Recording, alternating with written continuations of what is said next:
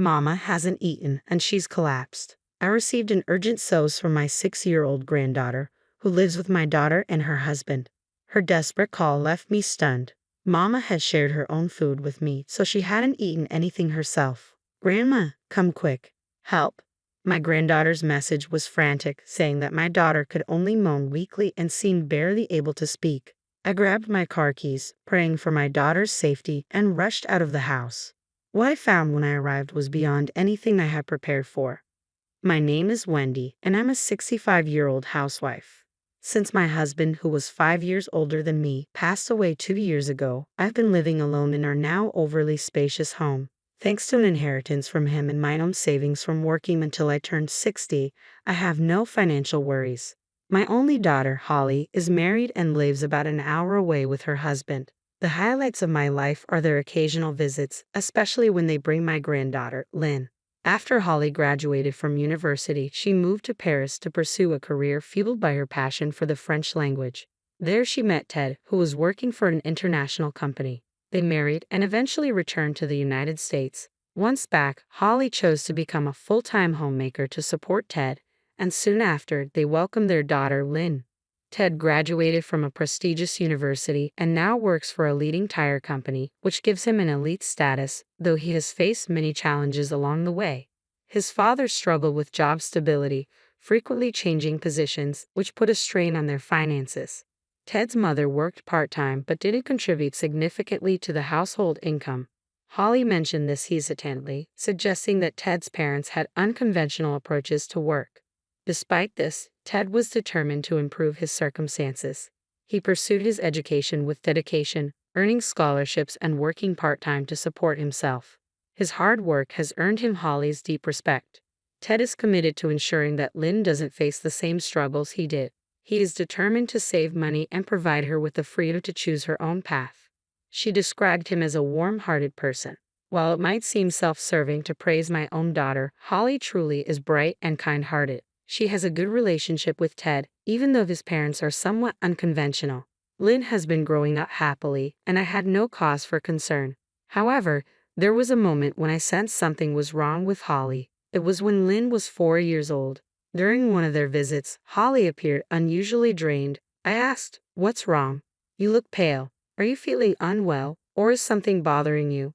"Well, there's a small concern," Holly admitted. She had been sending $700 a month to Ted's financially struggling parents, but they had recently asked for more without Ted knowing. It turns out my father-in-law had quit his job again. "That's troubling. It's challenging for just you and Ted to bear this burden," I said. Holly wanted to save money for Lynn's future, but it was becoming difficult with the ongoing financial support for her in-laws. She considered getting a job, but Ted had told her, "I often go on business trips, so I prefer you stay with Lynn. I want to support my parents since they're family, but I'm worried about how long we can sustain this situation." Hearing this, I felt uneasy and somewhat doubtful. I considered how I might assist and shared my idea with Ted. To my surprise, he welcomed the suggestion and agreed without hesitation. I was relieved at the time, but things didn't go as smoothly as hoped. 2 years later, a new issue emerged. Ted was assigned to work abroad, and would be stationed there alone. His parents, concerned about Holly and Lynn managing on their own, proposed that they all move in together. Though Ted wanted to respect Holly's wishes, his parents' insistence made it difficult for her to refuse. Consequently, they decided to live together for the year until Ted's return. Knowing the challenges Holly had faced with her in-laws, I made it a point to stay in regular contact and check on her. "It's okay. My father-in-law's new job seems to have a good environment. It might work out this time, and since Ted helped him find it, that's a positive sign." Despite her reassurance, a mother's intuition, or whatever you might call it, told me that something was off with Holly's tone. Then communication from her abruptly ceased. I tried reaching out multiple times, but all I got were voicemails and no replies. After 6 months of Ted being away, I finally managed to reconnect with Holly. "Hello, Holly. I'm relieved to finally get through. Summer is almost over. How are you doing?" "I'm fine. I was hoping you and Lynn would visit during the summer vacation." "Mom, I'm sorry. We've been really busy. I need to go now. I'll talk to you later." Wait, but before I could say more, the call abruptly ended. Holly's voice had sounded noticeably less upbeat.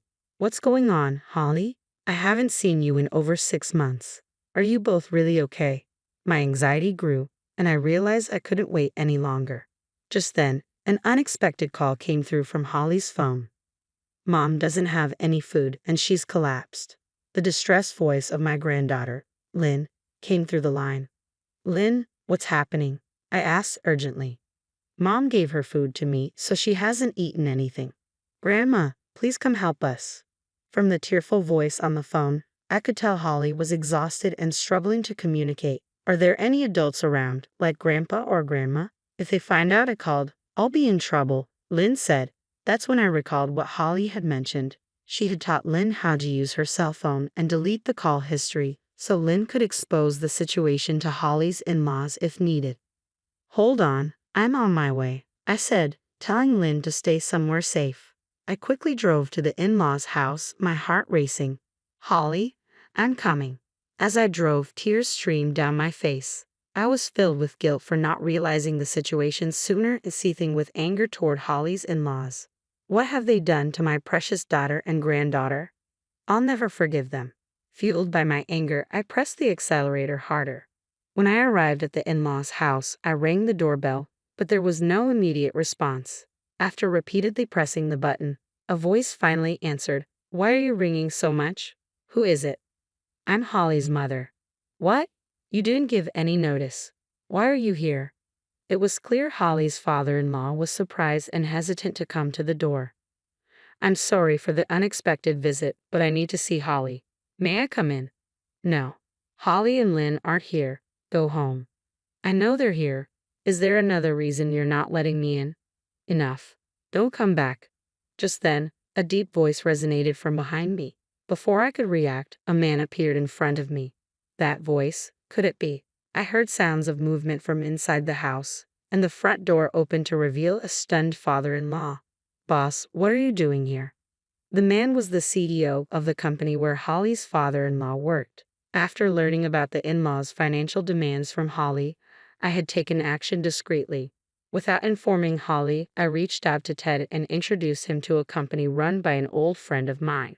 I wanted Holly's father-in-law to find employment there and achieve financial independence. The CEO, understating my requests, hired him under favorable conditions. To avoid any gratitude, I kept my connection with the CEO confidential, asking both Ted and the CEO to do the same. Sensing something was wrong after the earlier call, I contacted the CEO, and we rushed over together. The CEO said, I'm here to speak with you. Let me in, and walked into the in-laws' home. The father-in-law stood there, stunned and speechless, as I tried to follow. Holly's mother-in-law emerged from a room and blocked my path. You have no right to come in. The CEO quickly countered, No, she's with me. The in-laws appeared visibly shaken and terrified. Grandma, over here. Help Mommy, Lynn's voice called out urgently. At that moment, Lynn rushed over and tugged at my hand. Lynn, you become so skinny. I noticed that my granddaughter looked much more gaunt than the last time I had seen her.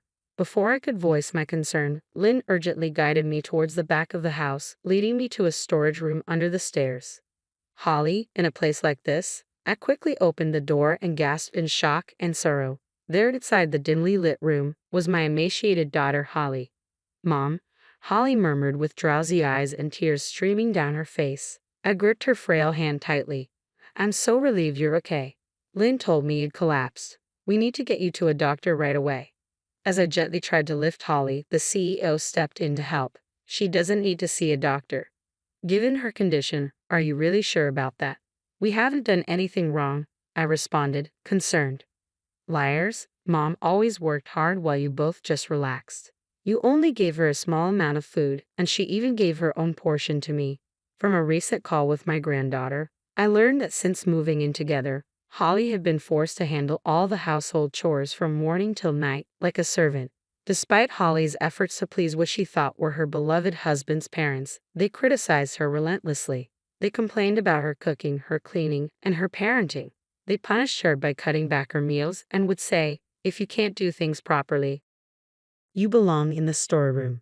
They even confiscated her mobile phone, purse, and bank book. Whenever she protested, they threatened to harm Lynn. I was horrified to discover this. Holly was enduring this abuse with her already limited food further reduced, all for Lynn's sake. Overwhelmed by constant unjust criticism and suffering from physical and mental exhaustion, Holly was unable to think clearly. "Why are you acting like the victim? We only scolded her a little. This is a serious matter. She could be in a life-threatening condition. I intend to get a medical report. Don't exaggerate. Stay out of our family matters. It's a new. Holly is my cherished daughter, and so is Lynn. I can forgive you for what you've done to them." At that moment, Holly, clearly exhausted, suddenly broke down in tears. "Mom, please stop. I'm afraid Ted will hate me." "Holly, did he say something to you?" "He said he'd leave me and stop providing financial support." "That's strange. I just spoke with Ted, and he mentioned that he's been sending $3,500 every month." At this revelation, the defiant expressions of my in-laws shifted to visible anxiety. "It looks like you've been keeping the money Ted sent Holly for yourselves. You've been deceiving everyone. Does this mean the rumor about Ted having another girlfriend is also false? How could you drive Holly to this point? I will never forgive you for this." At that moment, the sound of the ambulance sirens approached, and the CEO went outside to direct the paramedics. As soon as he was out of sight, my father-in-law's demeanor shifted dramatically, and he gave me a cold, piercing stare. "It's our son's money. Naturally, we have the right to use it. There's no reason for us to give it to a daughter-in-law like you. If you can't accept that, you should take the child and leave." "So, this is why you've been harassing me almost every day, isn't it?" "Did you hear that, Ted?" I spoke into my smartphone. I was on a call with Holly's husband, Ted, and relaying every word his parents were saying. "What are you talking about?" I turned the smartphone screen towards the in-laws with the speakerphone on. "I will never forgive you for what you've done to my beloved family, my wife and child. I'm cutting off all support from now on." Ted's voice was filled with anger, and his parents could only tremble in response. My father-in-law bowed deeply towards the phone. "Ted, I'm so sorry. We needed the money and didn't mean any harm. This isn't a joke. I'll be home soon, so be prepared." The CEO, returning with the paramedics, added sternly, "There's no point in keeping such a ruthless man employed. I brought him in for Wendy's sake, but he's been a disappointment." Upon hearing this, the in-laws immediately shifted their demeanor, bowing and apologizing profusely to me. "We apologize for how we've treated Holly. We're struggling financially and desperately need your help. Could you please talk to Ted and the CEO on our behalf?" "You must be joking. How can I forgive you? I'm reporting everything to the police." As I watched the paramedics carefully place Holly onto a stretcher, I offered a reassuring smile to my granddaughter. "Lynn, you did wonderfully. You saved your mom. We'll go to the hospital now, and then we can rest at Grandma's house." "Thank you, Grandma." At the hospital, both my daughter and granddaughter were diagnosed with malnutrition. Lynn was discharged the same day, but Holly, deeply traumatized, needed to be hospitalized for further treatment. Ted returned briefly to be with his wife and daughter, and his presence helped restore Lynn's smile and brought signs of recovery to Holly. I felt a profound sense of relief. As for the in-laws, they faced legal consequences after a thorough police investigation. The CEO had recorded their actions, which confirmed severe abuse. Since their home was rented, they were evicted, and a claim for $47,000 was filed, $30,000 for embezzlement, and $17,000 for damages. Thanks to my connections with the CEO and reliable childhood friends, the in-laws will be required to repay the amount by working at a specific factory after their prison term. For now, the three of us are enjoying a peaceful time together, eagerly awaiting Ted's return. Once he's back, we plan to move in together at my place. I'm looking forward to a brighter future, supporting my daughter and son-in-law, and cherishing the joyful moments with my granddaughter.